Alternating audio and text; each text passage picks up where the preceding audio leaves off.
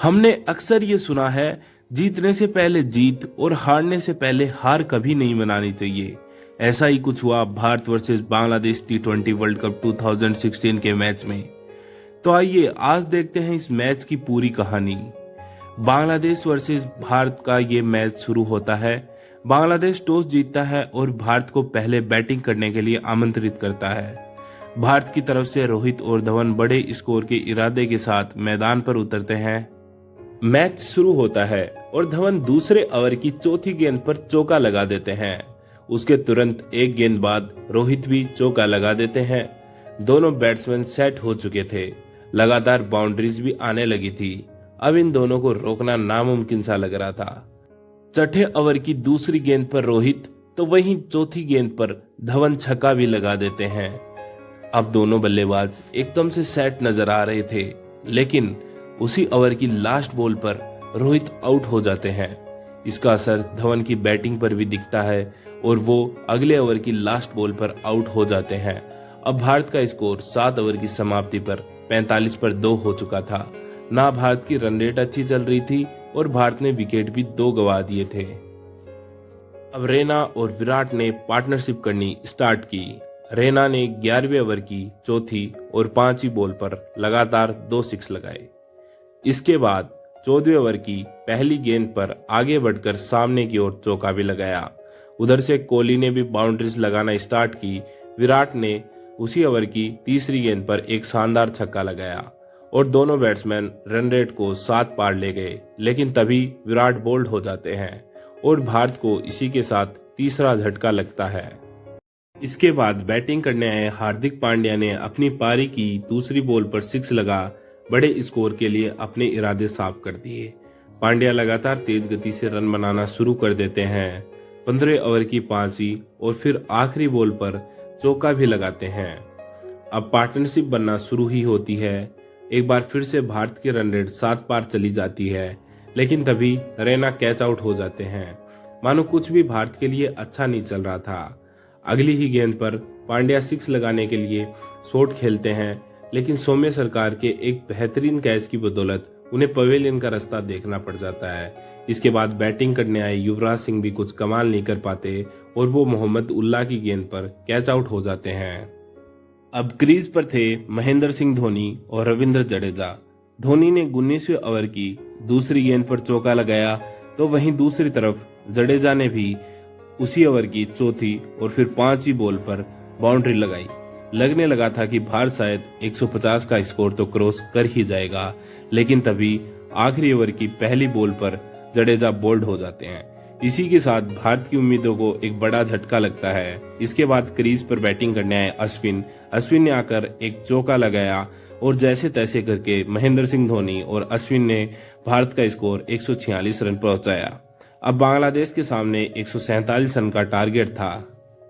147 run का पीछा करने उतरी बांग्लादेश की टीम को पहली ही बॉल पर बुमराह की मिसफील्ड के कारण चौका मिल जाता है, लेकिन फिर तीसरे ओवर की दूसरी बॉल पर अश्विन मिथुन को पांड्या के हाथों कैच आउट करा पवेलियन भेज देते हैं। भारत को इसी के साथ पहला विकेट मिलता है।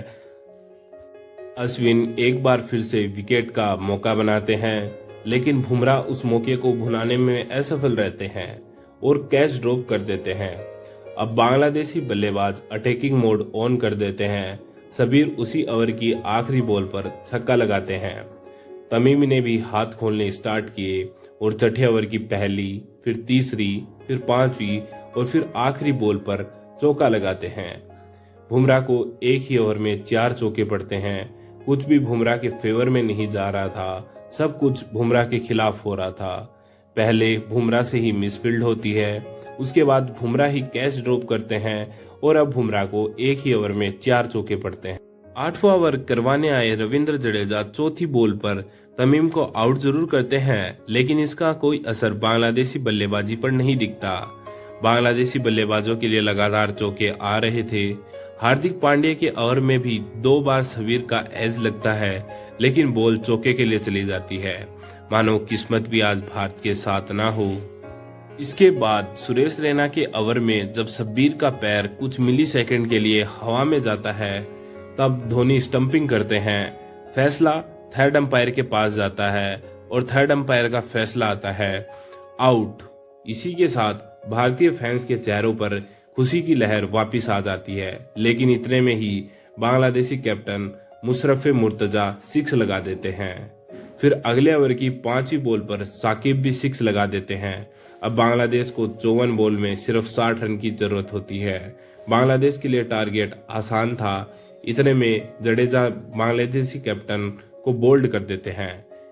विकेट गिरने के बावजूद भी साकिब अल हसन लगातार अटैकिंग क्रिकेट खेल रहे थे।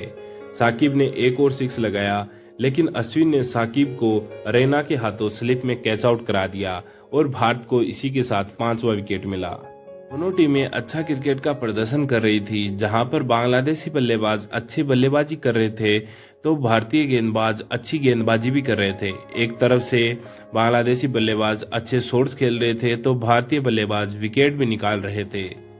बांग्लादेश को जरूरत थी 12 बॉल में 17 रन की, पर बुमराह द्वारा फेंके गए एक अच्छे सेकंड लास्ट ओवर की वजह से बांग्लादेश को 5 बॉल में 10 रन चाहिए थे।